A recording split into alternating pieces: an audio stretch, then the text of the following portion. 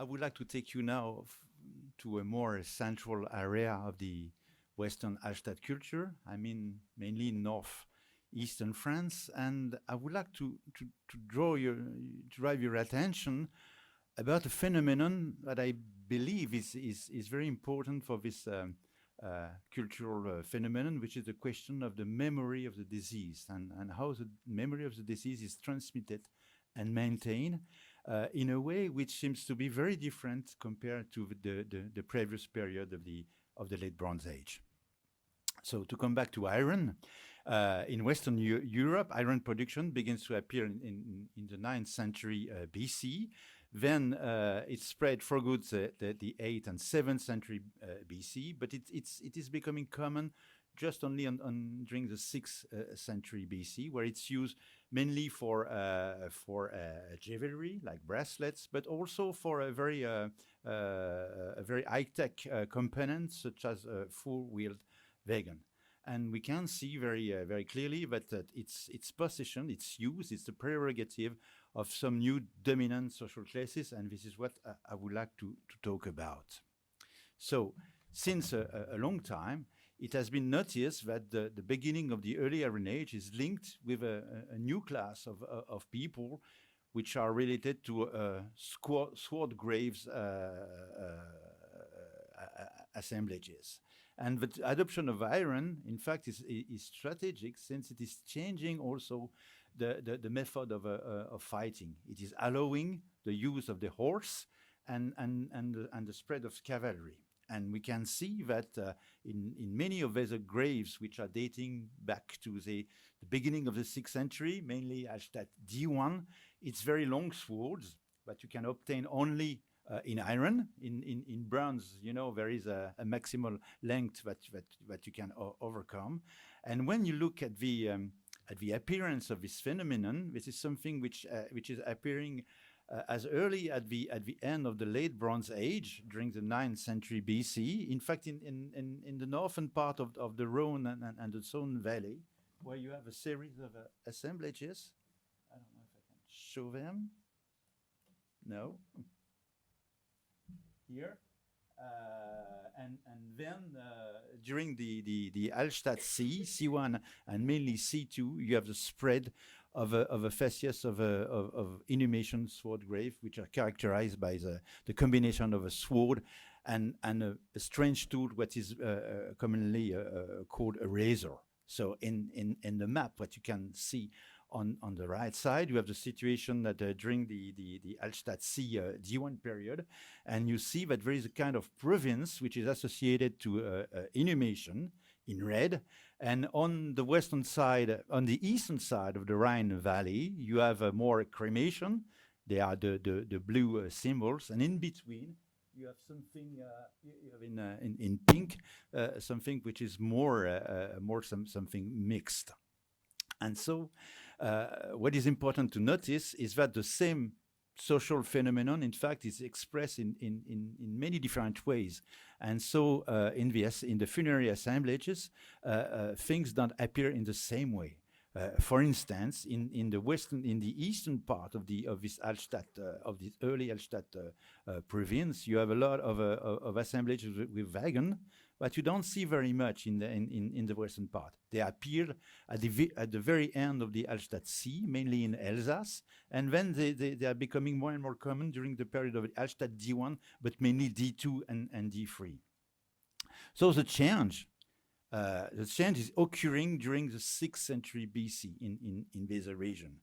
And what is very noticeable is that in this Western inhumation province, this new class of warrior horsemen is buried in tumuli cemeteries, and their volumes, the volume of the burial mounds, appear to be distributed according to an internal hierarchy. In other words, if you are measuring the volume of the burial mound within a cemetery, you see an increase which is exponential. So what you see here, this is the burial mound cemetery at Arouet in Lorraine. And if you set up the different classes of burial, you can see that the top of the hierarchy is occupied by male graves and mainly male grave associated with swords. Then you have the female graves, which are associated with rich bronze ring assemblages. And then on the very basis of this hierarchy, you have the cremation graves, and mainly the cremation grave which are associated with poor assemblage and not metallic elements. So how to interpret that? In fact, it's probably linked with the fact that as a burial mound is a collective construction, there are more or less people that are associated to the construction of the burial. There are more or less people who are working, to build a mound. And more you hire in this social hierarchy, more you have dependent people who are able to work for you. So, in fact, this phenomenon is increasing during the latest phase of Hallstatt D1 or of Hallstatt D2.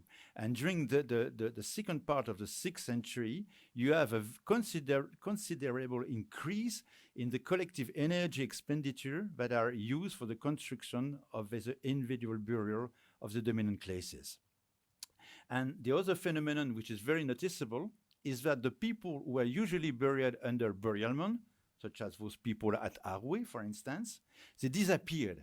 And in fact, they are replaced by people who are buried into adventitious graves, that are graves which are buried in the mantle of the burial mounds of these dominant people. So you have you have a change in the funerary practice, which is stressing relation of individual dependency, which are entertained regarding dominant people buried earlier at the beginning of the 6th century BC. And what is interesting is that if you follow that during the course of time, you can see, for instance, in the 2 diagram, that there is a dramatic increase in the volume of sediment, in the amount of collective work which is affected, which is used for the construction of what is called giant burial mound. And it is something which is also parallel if you look in the same area with the distribution of fortification, which are also a collective work. So what you can notice on a very general level is that you have a spectacular increase in the amount of collective work which is used for the benefit of individual people that are lying at the top of a social hierarchy, and also collective expenditure which is used for collective work, such as fortification. Another phenomenon that is noticeable, it's about drinking services. It's also a key feature of the inhumation graves, and what you can see is that you have a tradition which is beginning, in fact, with the sword graves people, and it is continuing during the later phases of Hallstatt D2 and Hallstatt D3. But when you look at the content of those vessels, you see a dramatic increase in the content of the vessels. For instance, there are 2 graves that are here. For example, you have an Hallstatt C sword grave from Burgundy, the Mont-Saint-Laurent, in the top of this figure on the right. In the middle, you recognize the horde of graves, and the last one is it's a Vix grave. And for the early Iron Age, the content of the drinking vessel at Mont-Saint-Laurent, it's between 30 and 40 liters. And when you come to this wagon grave dating to the Hallstatt D, the volume of the content of those vessels is increasing to several hundreds of liters. And as you know, in the Vix grave, the content of the crater is more than 1,000 liters. So what does it mean? It means that, in fact, we can interpret that as not only as a more and more important feature of drinking services, but also in the fact that the people are seen, are expressed in graves as people who are distributing drinks. And you see quite clearly that the volume is increasing, meaning that the number of people that can share this amount of drink are not individual. It's not for the people who are buried there, but it's for the people who are related to the people. So it is expressed, it is stressed into the funerary assemblage. Another important feature is the phenomenon of adventitious burial that I've just been talking about. Here you have a very famous burial mound, the burial mound of Villingen, the Magdalenensberg, and you can see that around the primitive burial, you have a series of more than 100 adventitious grave that has been buried into the burial mound erected for this important people. But also in those adventitious grave, you have that could be described as a accretion or aggregation funerary deposition. You have, for instance, inhumation in which you find cremation that have been deposited at the feet of the people, or even double graves, which means that in this case that people have been accompanying the dead man or the dead woman in his or in her grave. And this is probably the same phenomenon with cremation, although, of course, we cannot demonstrate that the cremation and the inhumation are simultaneous, but the relation of dependency, the relation of link between people is quite obvious, I believe, in the grave. So what is important to stress here is this question of personal links which are entertained between principal people and secondary people. So there's a practice testified to individual relationship of dependency that continue to be expressed even in death. So when we look at what is happening through time, we can see that this is a phenomenon which is going on from Hallstatt D1 or late Hallstatt C to the following period of Hallstatt D. And for instance, the excavation of the burial mound cemetery at Dierville in Meurthe-et-Moselle in Lorraine, it allows us to follow the history of a privileged community of the early Iron Age. And so what is interesting is that the founding period is characterized by the erection of a series of funerary monuments for a first generation of horsemen, of people carrying long iron swords. And they are dating mainly from the end of the 7th century to the beginning of the 6th century. And then, in a second period, dating to the end of the 6th and the beginning of the 5th century, a series of female chariot burial were added to the pre-existing monument. So you have the same phenomenon of an adventitious grave, but with chariot graves. And what is interesting, when you look at the history of this group, is that you can build some sort of gross genealogy in which, for instance, you have three main phases. The first one is those founder burial with sword grave people. In a second moment, you have those adventitious female chariot or wagon graves, and then you have adventitious individual graves. So you can follow over more than 3 centuries the evolution, the history of a group which look like a family group, and you can see that the expression of the social order is transforming through time. So what it is happening over time is, in fact, you have a series of people that are belonging to family related to new social classes. And during time, in fact, the memory of these people, it fades gradually and in a relatively long process. And it can be seen from the chronological distribution of the burials that come to settle among their eminent figures of the early Iron Age. Here you have, for instance, a diagram that measures not only the frequency of the grave, but the frequency of the gaps between the graves in a big burial mound excavated at Liverdun in Meurthe-et-Moselle, Lorraine. And you can see that following the archaeological sequence, the gap which are separating each interment is growing and growing, which means that in fact the memory, the transmission of this memory is slowly fading away. So who are the last one? In fact, as we can stress that there is a major turn during the 6th century BC, coinciding with the Hallstatt D1 period in this region.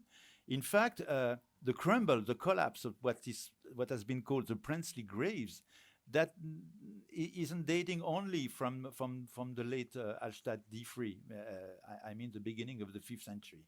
There's a grave are also existing a bit longer, as it has been demonstrated by the excavation at Lavaux. And what is interesting at Lavaux is that its history begins with the erection of the foundational tomb, which belonged to a sword horseman from the end of the 7th century BC. And then, in a second phase, this necropolis is, I don't know how to put it in English, I would say it is monumentalized. It is transformed into a monument in quite a late period, which coincides with the beginning of the 5th century BC.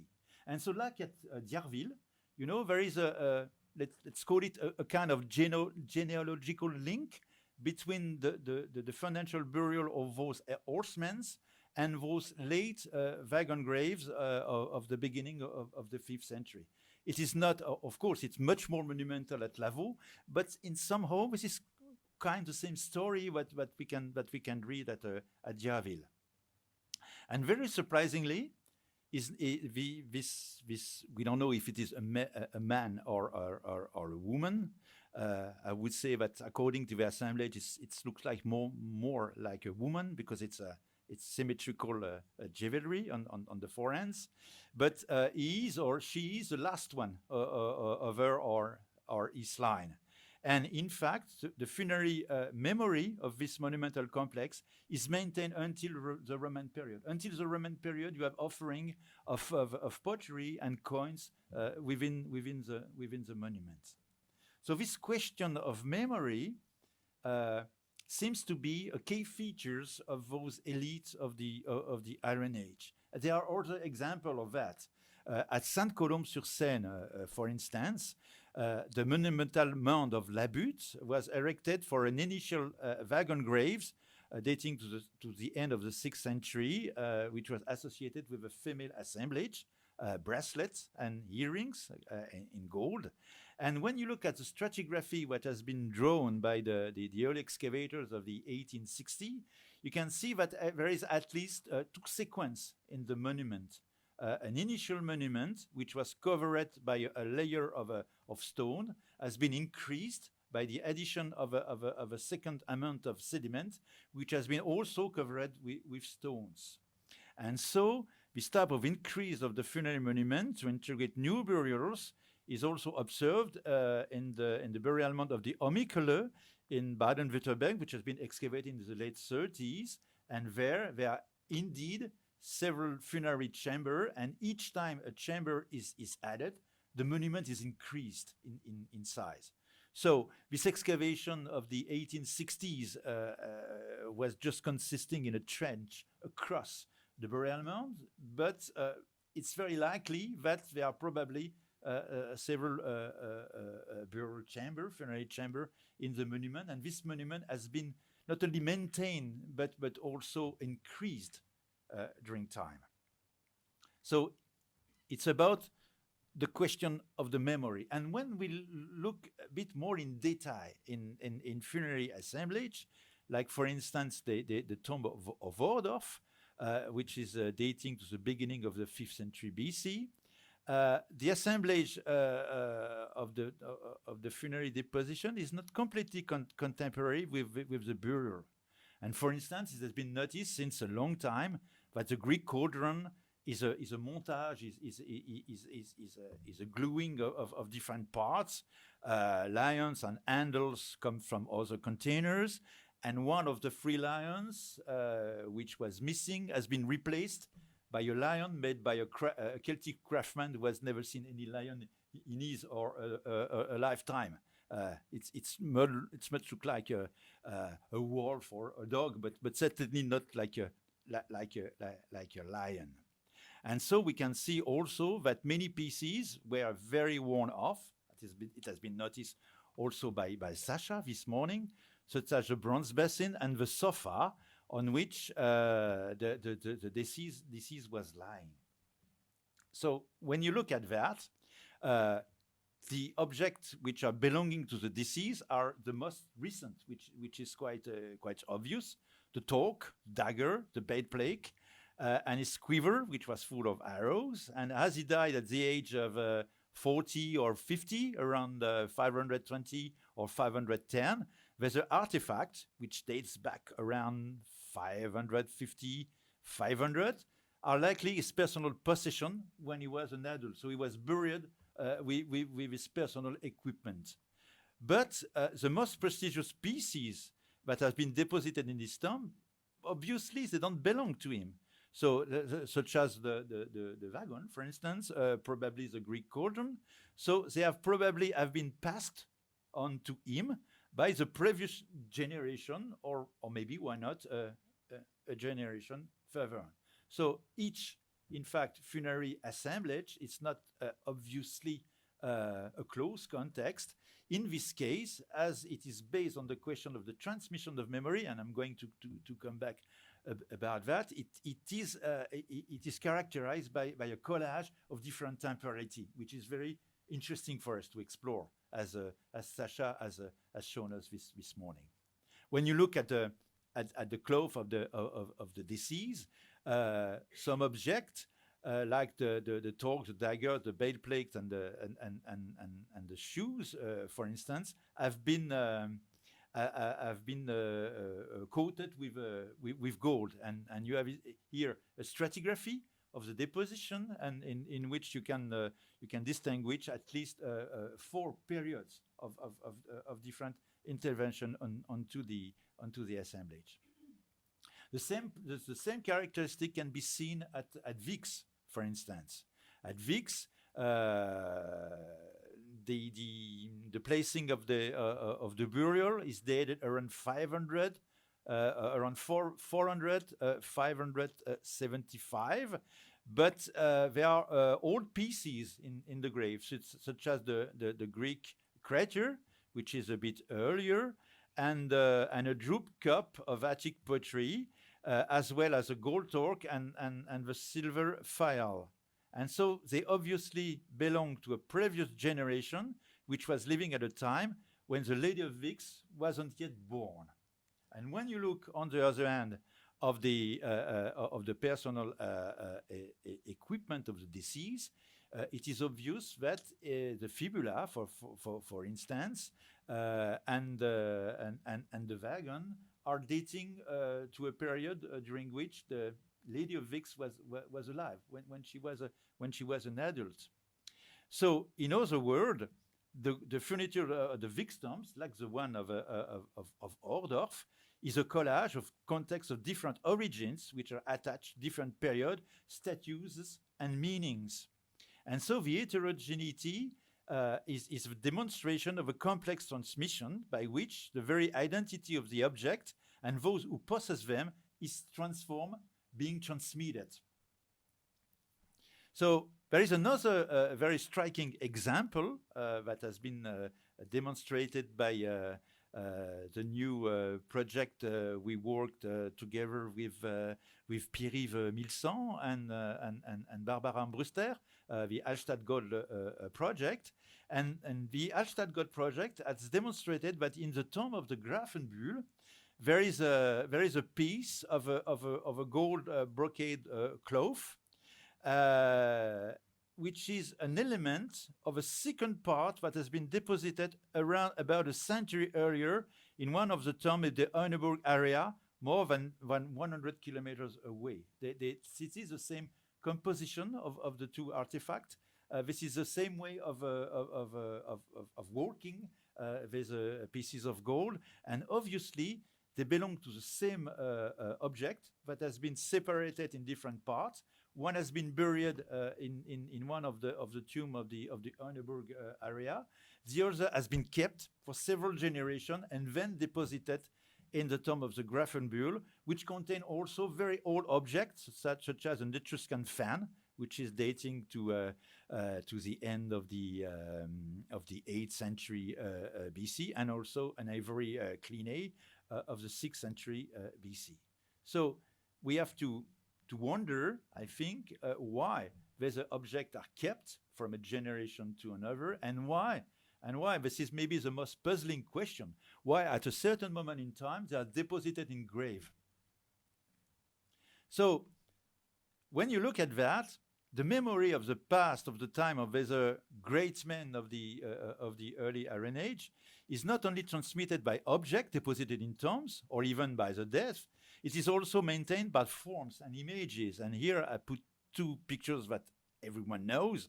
The statue from Hirschlanden on the left side, and the statue from the Glauberg. And you see that it is the same gesture.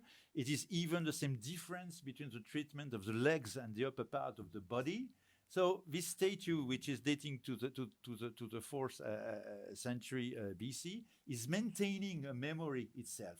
The way people are represented it is also the transmission of a memory. And even the burial mound itself, it does reproduce the dimension and the appearance of the funerary monument of the late 6th century BC.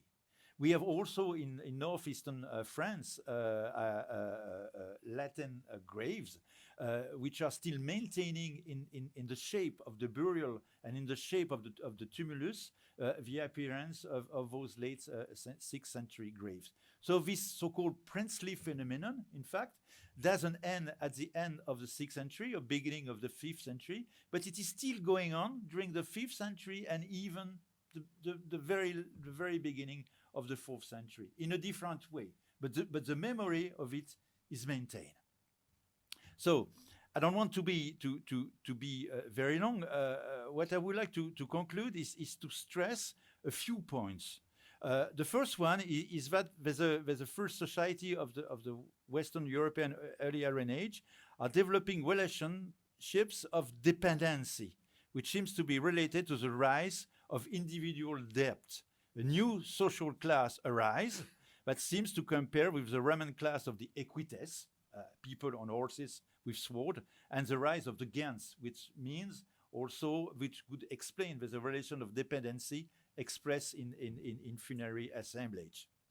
There's a peculiar socioeconomic relationships induce a perpetuation of processes of transmission and commemoration, which are expressed in particular by funerary practice. So I think the key feature of funerary practice is that, transmission of memory, transmission and transformation of memory. So they found out a real dynamic memory of the first community of the early Iron Age, which is transmitted over several centuries, long after the disappearance of their founders. And I thank you for your attention.